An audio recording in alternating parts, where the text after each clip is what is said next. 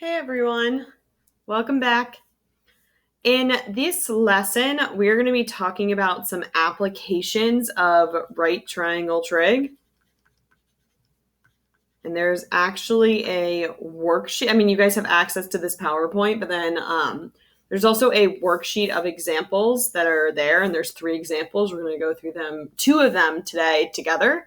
And then we're going to transition a little bit to talk about something called the law of sines, which maybe you remember from geometry. And this is where, like, we've been working a lot with right triangles, right? And that's what we know, like right triangle trig. But what happens if we're dealing with a triangle that is not a right triangle? That happens all the time, right? And so the law of sines allows us, or is a way that, given certain criteria, we can solve non-right triangles. If you use it for right triangles, it'll work. It's just unnecessary. Like, you have right triangle trig, it's a lot more to the point. But the law of sines does let us solve non-right triangles. Not all of them, but some of them. And that's something that we're going to look at over the next few lessons, I guess, together about how you solve different ways to solve non-right triangles depending on the information. And when I'm saying solve, I mean find all missing sides and angles. Maybe you remember this from geometry, or at least maybe you remember like talking about it. Okay, so let's get started.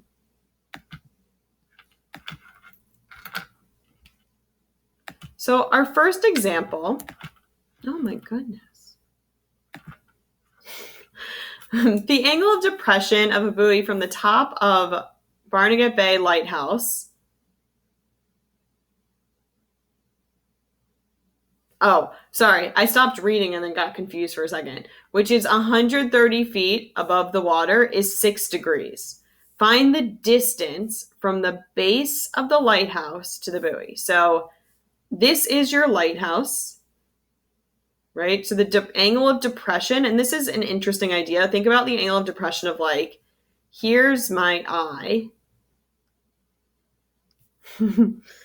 And I'm looking along this horizontal. The angle of depression is like how far I'm looking down. So, like, this is actually the angle of depression. Okay, so it's not like this angle that's formed down here. It's the angle that's formed with the horizontal. So if you think about it, if you have a triangle, maybe you remember this from geometry. If you have a triangle down here, it's actually congruent, or let's say this is the ground, to this angle right here. Maybe you remember alternate interior angles. See, geometry matters. It's still important. So I'm going to first draw a picture to show this. I'm going to use my nice image over here that I have. Here's my lighthouse. And the angle of depression, so it's going, I don't like that actually. No. Can I undo? No, darn. It's okay. So the angle of depression that I'm talking about really is this angle right here. So this is the angle that is 6 degrees. Okay? This is 130 feet, and that is 6 degrees. And you're trying to find the distance from, this is the buoy. The buoy is from the base of the lighthouse. I'm probably drawing it the wrong way. It should probably be out there, but that's okay. So I want to know what this measure is. So there's a few things that I could think through right now, right? I could find this angle over here, right? 6 degrees and that one are complementary. I could do 90 minus 6 and I get 84 degrees, and this is an 84 degree angle. I also know that this is 6 degrees, right? But that first, like, key piece that I'm doing is I'm drawing and labeling a picture, right? So get yourself in the habit of that. So it's drawing and labeling. And then this is what I'm solving for. So I have to figure out, well, what trig function? You know what? I think I'll use the 6 degrees. And I'm going to go ahead. You know what? Actually, I'm going to use the 84. Maybe you know why. And I am in relation to the 84. This is opposite. This is adjacent. Therefore, I need to use tangent. So it's the tangent of 84 degrees equals to the distance, so what I'm trying to find, over 130, right? So I have 130 times the tangent of 84 equals to x, and then I'm going to go ahead into my calculator. What mode should I be in? Degrees. So I've got 130 times the tangent of 84, which is 1,236.87. What's the units? Feet.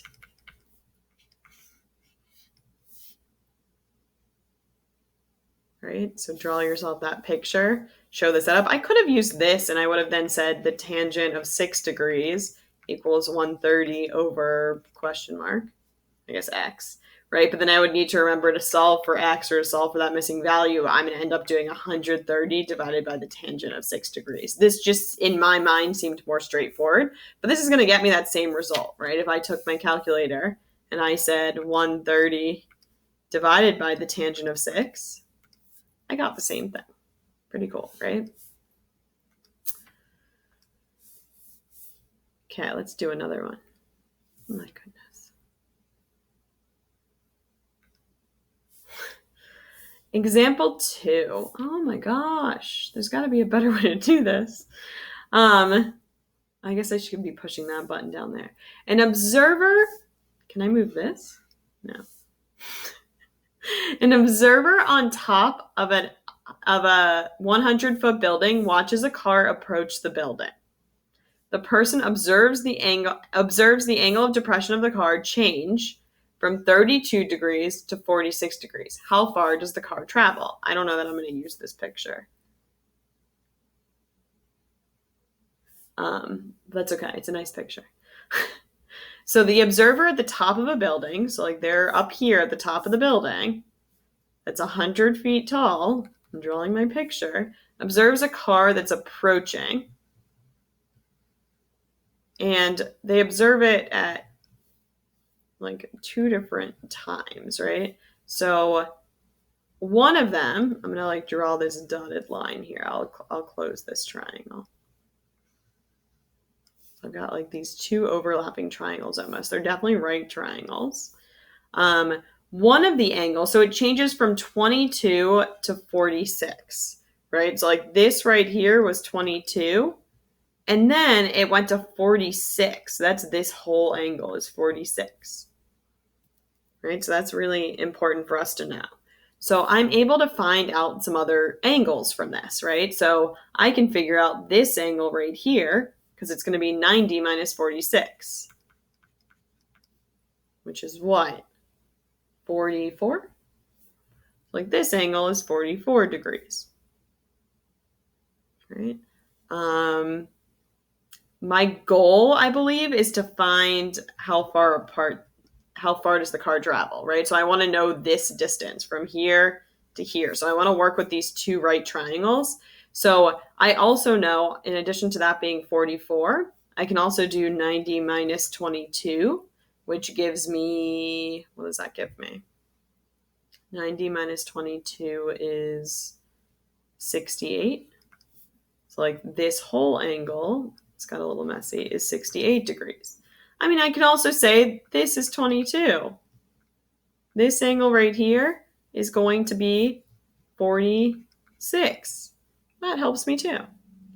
So I'm going to have to find 2 different measures. I want to know this distance here, and I want to know this entire distance. And then guess what I'm going to do with them?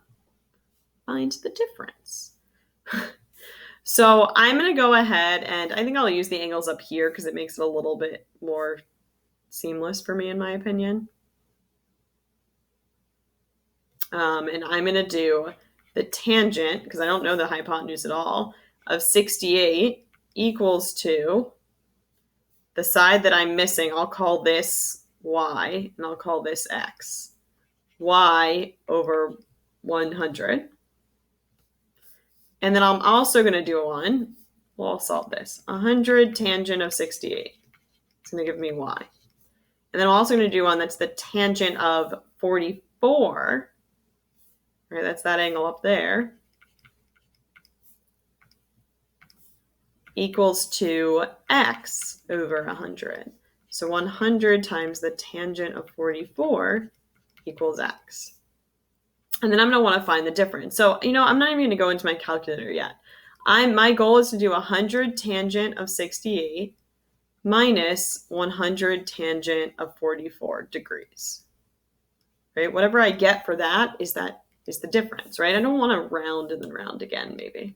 So 100 tangent of 68 minus 100 tangent of 44.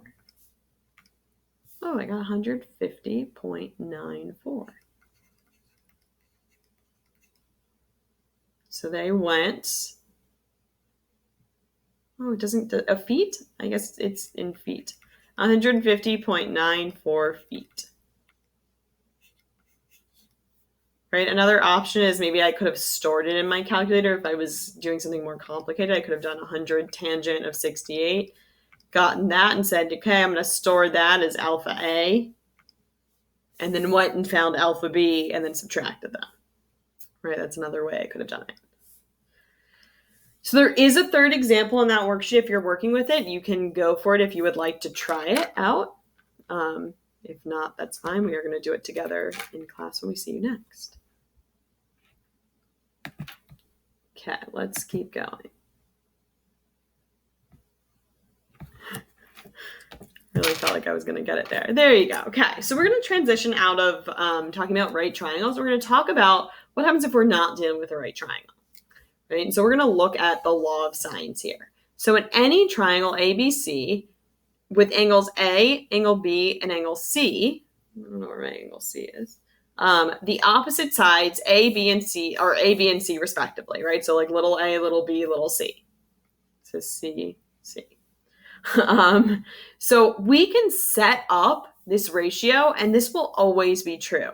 The sine of A over A, the side opposite of it, equals to the sine of B over B equals to the sine of C over C, or I could write it as the reciprocal. That will always be true. It will always change proportionally.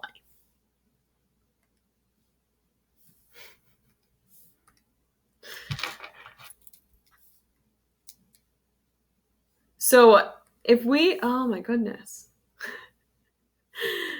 So if we think through this diagram, and like you guys can take a look at your textbook to work through like why is this true, but I have this right angle and I can figure out a lot of pieces of it, but it has to do with the fact that you have this right triangle right here. So I kind of want to ignore the fact that I can't use my own computer, wrote the C in here, and let's focus on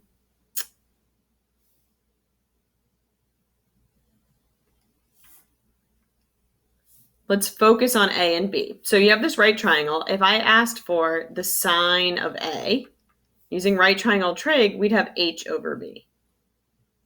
If we asked for the sine of B, using right triangle trig, you'd have H over A, right? So we just dropped this perpendicular.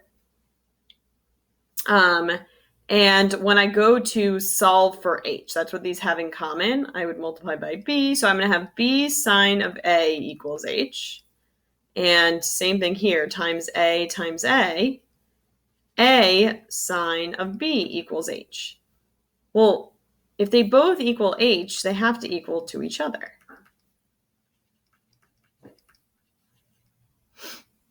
Right? Oh, check out what I can do here. I can divide both sides by A. And I got B sine of A equals sine B. And this was over A, right? And then I can divide both sides by B. And wow, look, there's the law of sines right there. The sine of A over A. So it's almost like I'm just rearranging. Sine of B over B.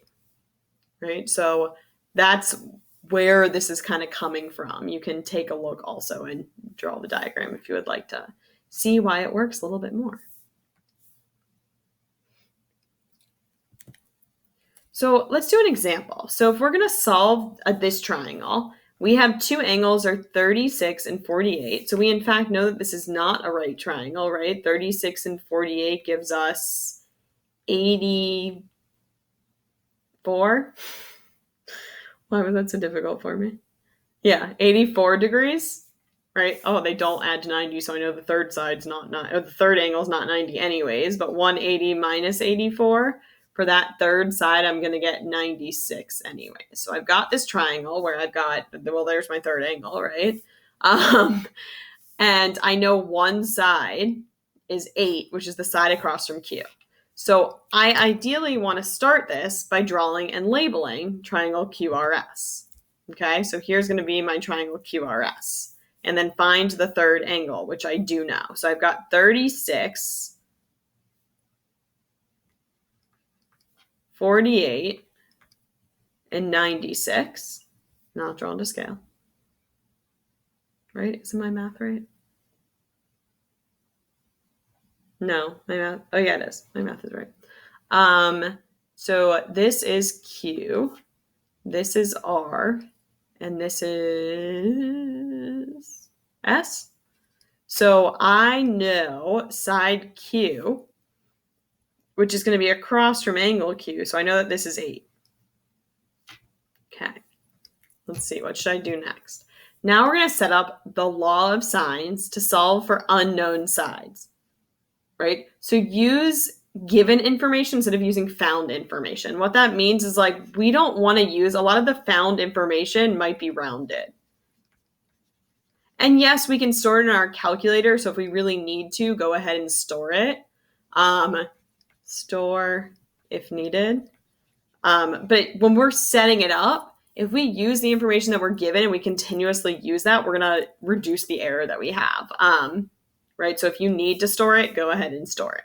So I'm going to set this up now, right? So my law of sines was, if you remember, sine of A over A equals sine of B over B equals sine C over C, or the reciprocal of those. Since I'm solving for a side, I'm going to put that in the numerator. So this is little s, this is little r.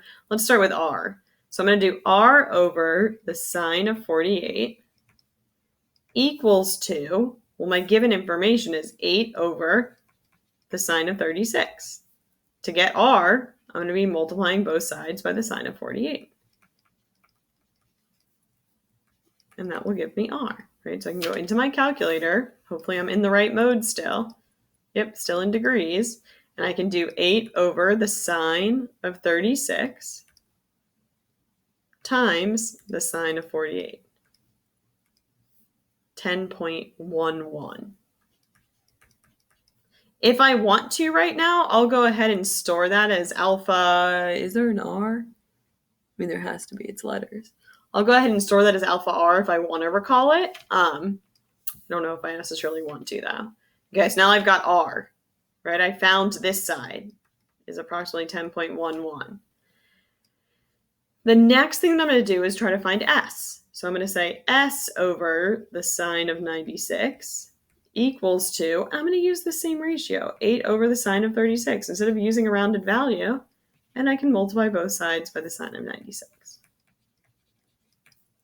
So S equals the sine, 8 over the sine of 36 degrees times the sine of 96. I lost my train of thought there for a second. So 13.54. 13.54.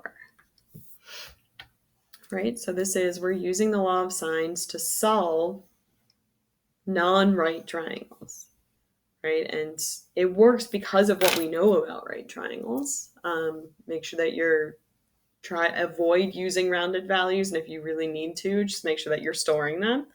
And keep in mind that, like, what do you need in order to use this? You need a pair. You need an angle side pair. If you don't have a pair, this isn't going to get you anywhere. Ooh, that rhymes. Right? So, like, I don't want two variables. If I don't have a pair, like opposite side angle, this isn't something that's going to work for me. Right? I've got to have enough information to get this to work. So you need at least one angle, right? So that is where I'm going to leave you guys with this lesson. This is a nice drawing. So with applying some right triangle trig with some word problems and talking about angle of depression, as well as an introduction to the law of sines.